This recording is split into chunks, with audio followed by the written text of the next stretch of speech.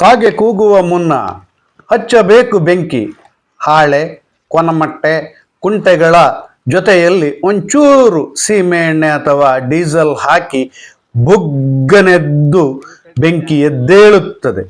ಬಂಗಾರದ ಬಣ್ಣದ ಬೆಂಕಿ ಎದ್ದು ಕುದಿಯಲು ಶುರುವಾಗುವಾಗ ಅಡಿಕೆ ಕೆಂಬಣ್ಣಕ್ಕೆ ತಿರುಗಬೇಕು. ಕೊತನೆ ಕುದಿಯುವ ರಭಸಕ್ಕೆ ಇಡೀ ವಾತಾವರಣ ಒಂದು ರೀತಿಯ ಚೇತೋಹಾರಿಯಾಗುತ್ತದೆ. ಬೆಳಿಗ್ಗೆ 8ಕ್ಕೆ ಕೊತಗುಡಿಯಲು ಆರಂಭವಾಗುವ ಅಡಿಕೆಯ ಜೊತೆ ಎಲ್ಲರೂ ಇರಬೇಕು. ಮನೆ ಮಂದಿಯೆಲ್ಲ ನೋಡಬೇಕು. ಚೊಗರು ಉಕ್ಕುವುದನ್ನು ತಪ್ಪಿಸಬೇಕು. ಹುಟ್ಟು ಹಾಕಬೇಕು. ಬೆಂಕಿ ಇದೆಯೋ ಇಲ್ಲವೋ ಎಂಬುದನ್ನು ನೋಡುತ್ತಿರಬೇಕು.